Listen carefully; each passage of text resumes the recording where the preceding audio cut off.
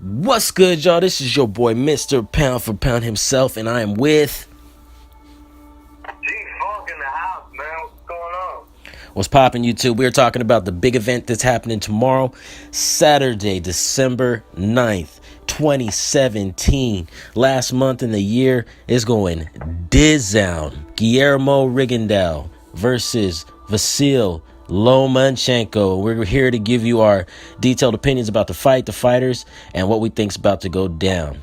Ain't that right, Mr. G-Funk? Oh, man. You know, this fight that I've been waiting for, they were talking about it a few years ago, possibly having at a catch weight in between 122 126. Didn't happen. Rigo decides to move up to 130 so we can get this fight, man. You know, we got 4 gold medals in the ring, man. I don't think that's ever happened, at least not in my lifetime of watching boxing. I know, right? Big deal going on. Big deal with this fight. You know, have a few conversations with people I know in and out of the gym. A couple arguments with some guys, you know, a little up in the air about who's going to possibly win the fight. Rigondeaux undefeated, 17-0. Lomachenko should be undefeated with it, which is one of my gripes about the guy. He's 9-1. You know, it should be an intense boxing match / battle. What do you think, Mr. G-Funk? Yeah, I think we're going to see high-speed chess at its absolute best because these guys, when they make very few mistakes, and, you know, it's just going to be one of the fights that, you know, that I think casual fans are going to have a hard time, you know, really locking in and enjoying this one. This is more for the boxing purists like myself or someone who's actually been in the ring like Mr. Pound for Pound has. That's right. But, you know, this is a big matchup, man. I mean, these are 2 of the best guys in the game right now getting ready to go at it. And, you know, I got a few things to say about fight before I actually get into my prediction. But I'll save that for when I get my piece. All right. So, you go ahead, man. All right, Mr. Pound for Pound is going to go ahead and go in first. I'm going to give you my opinion real quick. Well, I'll start out with a little conversation I had with a friend of mine. He was you know, ex-boxing buddy at a gym, and he had made a comment saying that Lomachenko is the GOAT. He's doing things I've never seen. And, you know, I'll give Lomachenko credit. He did good in the amateurs, you know, 400-plus amateur fights, great, whatever. But at the end of the day, amateur boxing is not professional boxing. So my gripe with Lomachenko is I think people are jumping on the bandwagon with this guy a little too fast for my liking. I mean, he's been around since 2013. It's already 2017, and he only has 10 fights. I mean, the true greats we were watching, you know, coming up, Mosley, De La Hoya, Trinidad. I mean, these guys fought 10 times in like 2 years. I mean, they were busy. They were busy fighters. You know, it wasn't like they were busy before they were even considered great. You know, they were fucking busy. You know what I mean? I don't really see where. I don't know. It could be because we have no real stars. Maybe they're giving him this moniker of GOAT and all this stuff. But I just don't see it, man. What do you think? What do you see in this guy, Vasyl Lomachenko? Over 4 years, he's only had 10 fights, one of those being a loss. What do you see from this guy? You know, I see a lot of good things in Lomachenko. I really like the skill set. You know, they got the whole matrix thing that they want to call him. You know, the guy. He does some incredible things in there. You know, I can't say that doesn't. I think I have to agree with you when I think people are really crowning him a little too early. You know, it's one thing to be beating guys, knocking guys out like Sosa and Martinez. You know, he's got a big win against Walters and Right. Jared Russell Jr. Right. But, you know, in the Toledo fight, you know, Toledo comes in way overweight, you know, fouls left and right. But hey, you know what? That's like you said. That's the difference between professional and amateurs, man. Those things you gotta adjust to. You know, Lomachenko is a highly skilled guy, but as far as putting him up there as #1 pound for pound right now, I can't do that. I'd say he's definitely in the top 10 from what I've seen and from what he's done so far, the little bit of fights that he's had. Right. But, Right. these guys, both of these guys, they came into the game kind of late. When you come from like the Eastern European and the Cuban boxing school, these guys fight amateurs for years and years, well into their adult years. So, they once they finally get over here and get in the professional range, they got to go quickly. And it's unfortunate that it happened to them, but Loma's done some good things. But as far as being the GOAT, I would not say that. I'm gonna coattail with you on that. I don't see it yet. But flip side over to Rigondeaux. I've heard his name said so many different ways. You know me better than anyone when it comes to boxing. I had mixed views on Rigondeaux coming in. I thought some of his performances were sketchy. I thought that he was given a little too much credit. But my biggest gripe with Rigondeaux was that I believed in his potential and just didn't see it. I mean, the guy has all the skills in the world to have 17 knockouts out of 17 fights. He has all the skills to look spectacular. I mean, he can do some real special things. He just doesn't do it. And that's my only gripe with Rigondeaux is that, they call him the Jackal, but I think he can be more high-tech than Vasyl if he just wanted to. With Lomachenko, I just see... I mean, I hear guys say things like, he's doing things we've never seen done before. Like what? I asked my friend the same question. I said, so what has he done? Well, he goes rounds where he hits a guy and they're just swinging at air.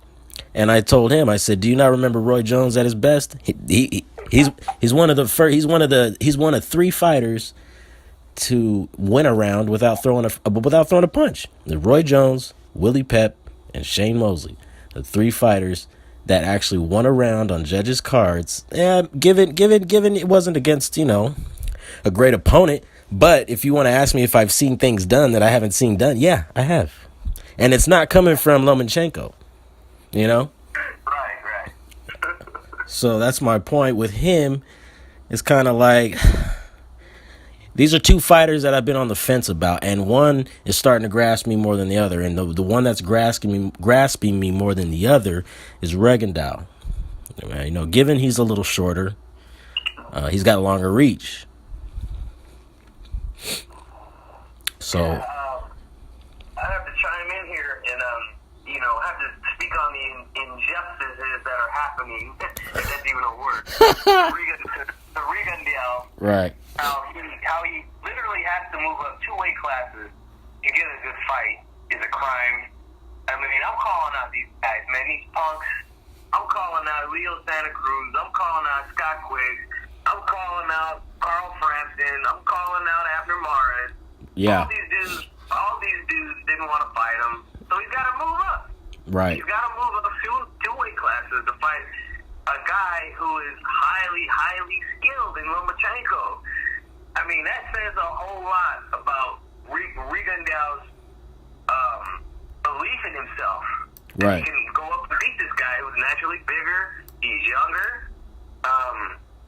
Not only that, but I don't know if you heard about this, but I heard about this just a couple days ago.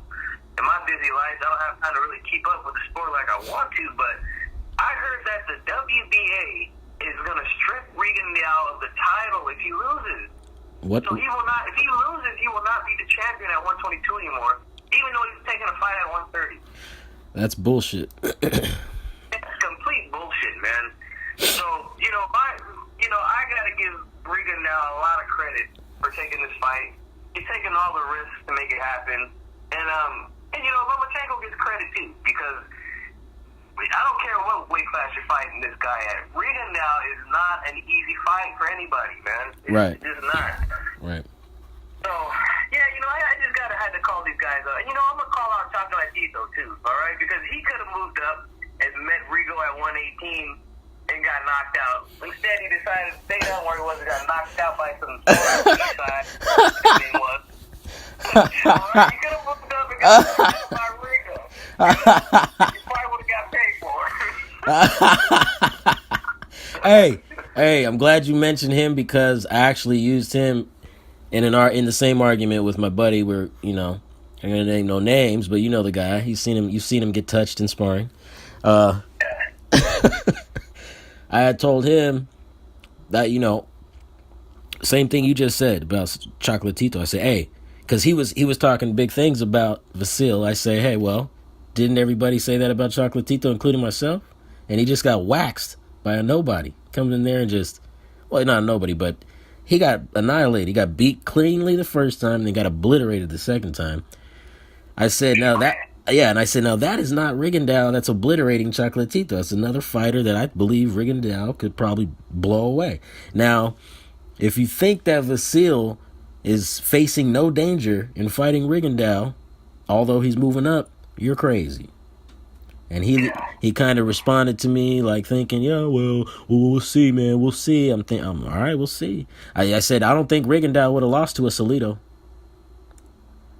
No, I don't think so either. I think he beat Salido. You know what I mean? One thing I want to say about Styles here is that, you brought up the high-tech thing with Loma, and the Rigo's more, defensive, counter-shot guy. That's one thing I think is an advantage here. I mean, I hear a lot of people saying that, they're going with Loma strictly on size and offense, that, Rigo doesn't throw a lot. And that's one thing that I can criticize Rigo on, is that he doesn't put out enough offense sometimes. Right. But I think in this fight, I think he understands he has to go out and he has to beat this guy convincingly.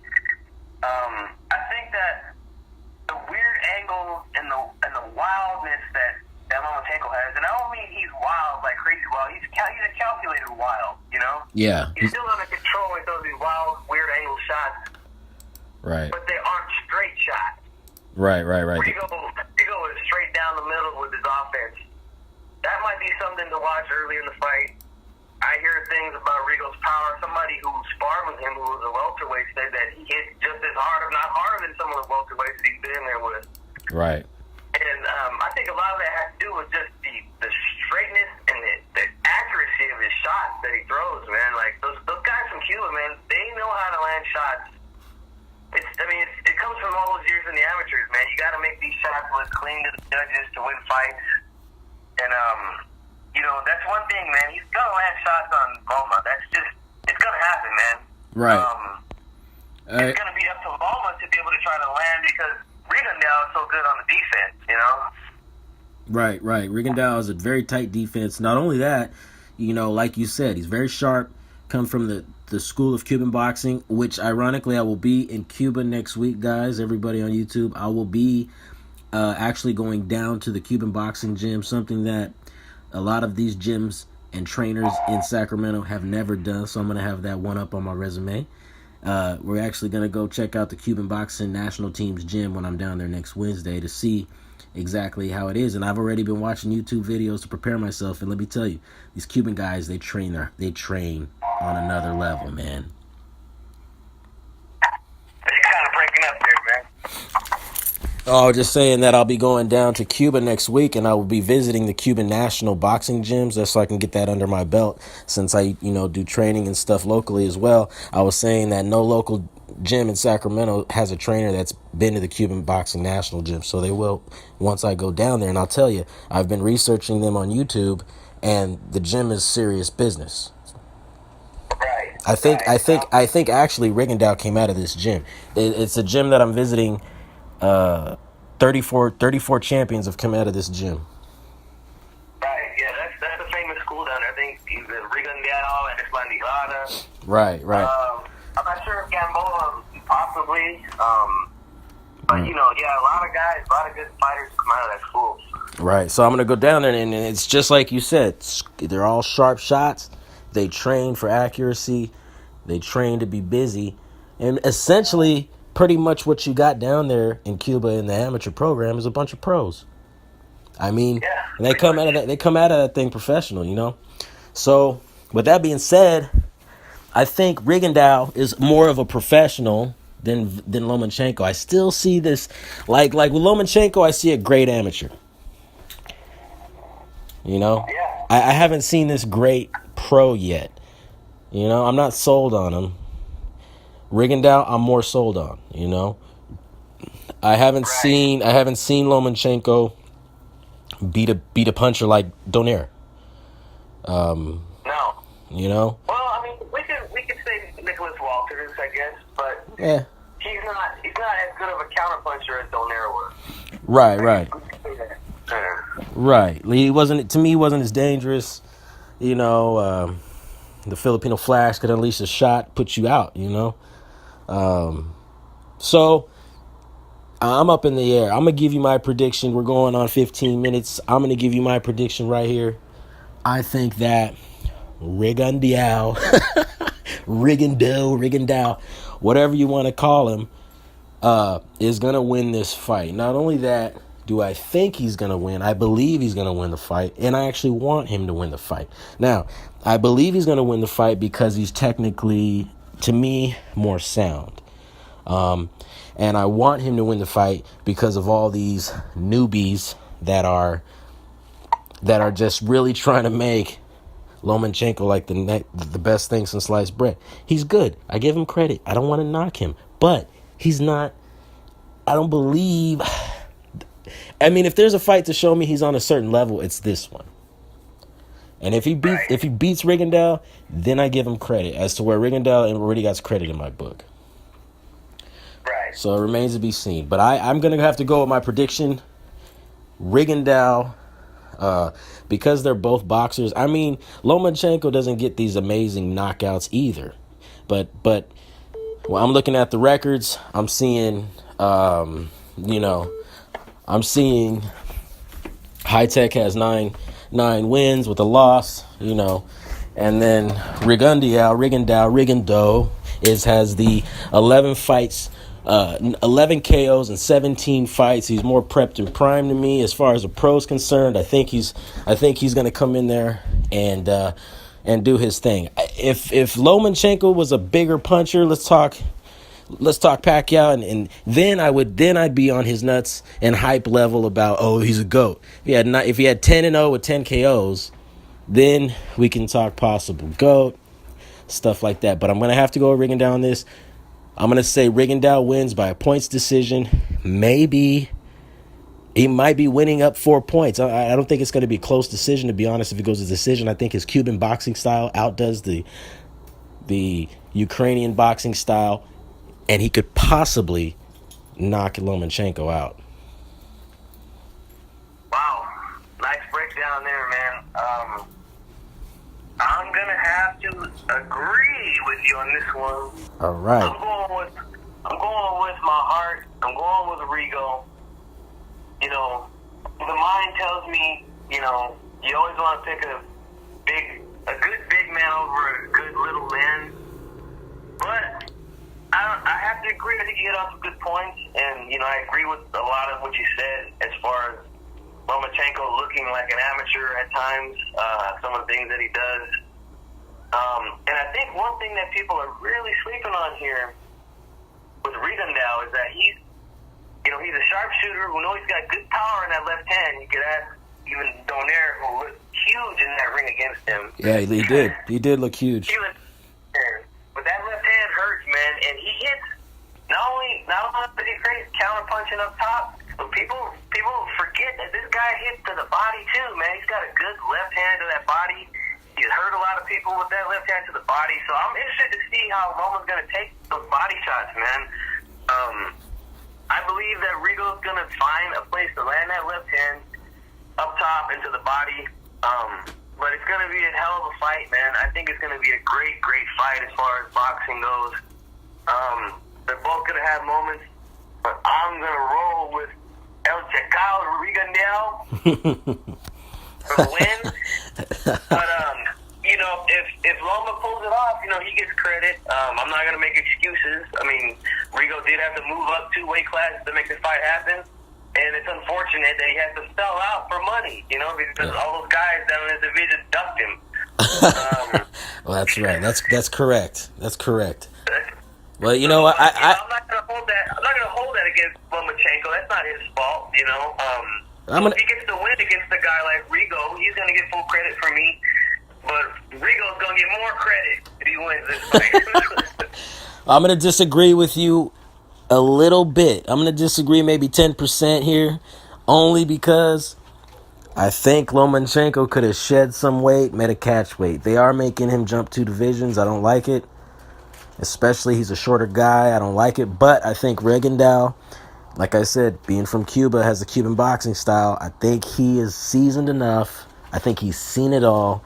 I think he's sparred. I think he's, like you said that you've heard some sparring sessions of Rigondeaux where guys are saying he hits really hard. I think he's ready for the fight because I don't think he would have took it if he's not. I mean, Rigondeaux's got more knockouts than Vasyl's got fights. Yeah. I gotta go with Rigondeaux, And it could be, and another thing is a good point out, is that when Rigondeaux hits you with a good straight shot, he usually stops a lot of guys. They stop coming forward. Yeah, I mean, look at some of the guys he fought. I mean, one guy recently fought, the guy had a dislocated jaw in the first round. Right. That Japanese guy fought on Magazi. The guy looked like he had another face growing out of his head, you know what I mean? Right. He's getting hit with this guy does I mean, he gets down there with a left hand in that fight, and the guy was seeing double, had to cover up his eye. Yeah. I mean, guy can crack, man. He can crack. I mean, one thing we forgot to mention also, Rigo, is that, he has been down a couple times. Yeah. Which is something that you have to look at, but that doesn't mean everything. I mean, he's gotten up and he's won every single fight. Right. So, but we still have to point it out that, there's a chance it could get clipped and go down. Yeah. In boxing, it happens. Right. One thing I will say is I will touch on, another point here. When he beat, people are saying Vasyl Lomachenko. He's 9-1, right? 9 wins, 1 loss. People act like they forgot who Nonito Donaire was at 31-1. They forget that he was 31-1. And Rigondeaux beat his ass, okay? And sent him, and not only beat his ass, I thought Donaire was going to win. You remember that. I had Donaire going to win the fight. I was wrong. Not only did he lose, he went running for retirement. Right. So... and a lot of these same people who are blowing Lomachenko through the roof are the same people that were saying Donaire is going to get rid of this guy. Right. When I'm talking Rigondeaux, when he fought Rigondeaux, they were talking about he's going to get rid of him, one left hook, fight's over. Right. Well, guess what? The left hook landed, Rigo got up. Yep. Right. Didn't go nowhere. Right. And it was just a horrible night for Donaire, so, yeah. You don't have to take away your best weapon, man, which is something that's rare, and those are special fighters, man, when they can take away your best weapon, so... Right. Lomachenko's going to have to dig into the bag, He can't just do what he's been doing to these punching bags that he's been fighting a couple of these guys, He's going to have to reach into the bag and pull out some tricks. Right, and I gotta touch back on some points we made right before I go. I gotta get going. Got a game to play tonight, but I'm gonna say this for all of YouTube and all the boxing aficionados out there. You might hate me if you like these certain fighters. I don't give a fuck. You come to my page and talk some shit to me. Mr. Pound for Pound's in the house. That's what I do. But check it out. As far as Nicholas Walters and Gary Russell Jr., I don't think they really came to fight when they fought Vasyl. And I think that had both those guys fought Rigo and performed the same way they fought that night, probably would have been some uglier performances, and Rigo would have probably blasted them out of there a lot faster than Lomachenko did. So it's just my opinion, but we'll see what happens tomorrow night, fight night. We'll see what happens. Right. I think those guys are pretty much defeated before the fight started. To me, Nicholas Walters looked scared, to me, when he came in the ring. Yeah. But... Yeah. And one thing to point out, I heard recently, before we go, Gary Russell's a guy who's looked good since that loss, and he's been calling out Lomachenko since then. He thinks Rigo's going to win this fight. So, I mean, that should tell you something right there. He wants Loma back. Right. But he's saying he thinks Rigo's going to win the fight. So, I mean, just want to throw that out there. I mean, it doesn't mean nothing at the end of the day, but just want to throw that out there. No, absolutely. Well, ladies and gentlemen, you got it from Mr. Pound for Pound and your boy G Funky. Got the predictions for the fight tomorrow. We hope you enjoy it. Go ahead and shoot us some emails, comments, like, subscribe. Hit that bell icon to make sure you get more content. Like when we drop these pre-fight predictions, post-fight predictions. And, send your little like mail, hate mail, whatever you want to send. We don't care. It's all good. It's all fun. So this is your boy, Mr. Pound for Pound. I'm signing out. G-Funk, I'm going to let him segue us out of here. Y'all have a good one. Guys, make sure you subscribe to my man's channel. Make sure you hit the subscribe on my channel. And hit us back. We out. Peace.